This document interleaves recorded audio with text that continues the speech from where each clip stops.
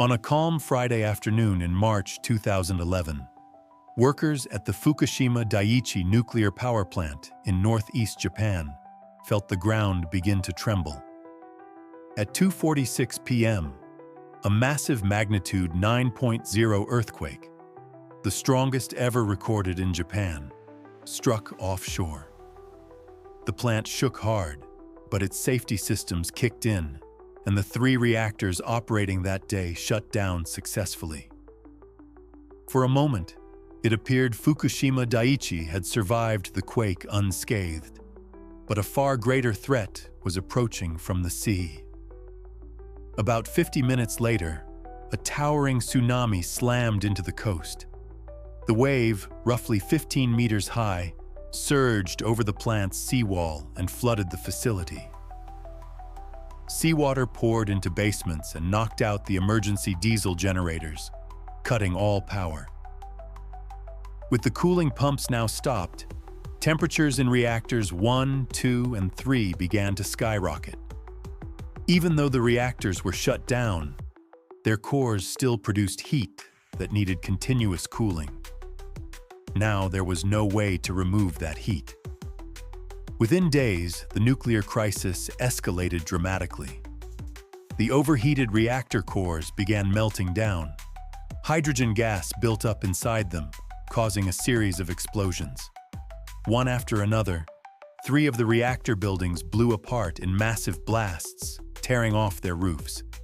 A fire also ignited in a pool of spent fuel rods. Radiation was now spewing into the air. The Fukushima accident had become the worst nuclear disaster since Chernobyl.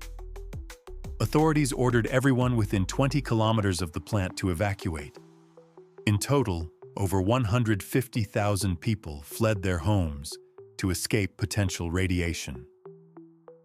At the power station, a small group of engineers, technicians, and firefighters refused to abandon their post. Braving high radiation and fires, they worked desperately to cool the reactors by pumping seawater into the cores.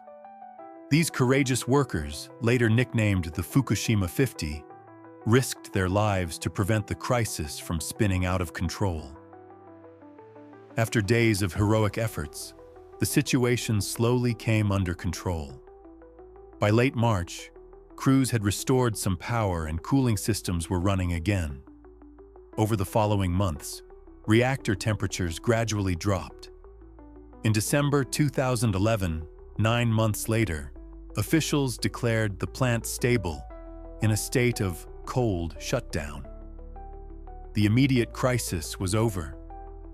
Remarkably, no one died from radiation during the accident, though the trauma of evacuation led to other health effects and hardship. The focus then shifted to cleaning up the wreckage. The once busy power plant had become a toxic ruin that would take decades to dismantle. Teams removed thousands of radioactive fuel rods from damaged reactor buildings and stored them safely. Robots were sent inside the reactors to find and assess the molten fuel debris. To keep the melted cores cool, workers continuously pumped water through them, which created huge volumes of contaminated water. The plant's operator, TEPCO, stored this radioactive water in over 1,000 large tanks on site. As of today, Fukushima Daiichi remains an active cleanup project. In 2023, after years of debate, authorities began releasing treated and diluted wastewater from those tanks into the Pacific Ocean under international supervision. This step, while controversial, aims to reduce the massive water stockpile. Fully decommissioning the plant and removing the melted fuel is expected to take 30 to 40 years. Extensive decontamination of surrounding areas has allowed some evacuated residents to return home, but the zones closest to the plant remain off-limits and uninhabitable.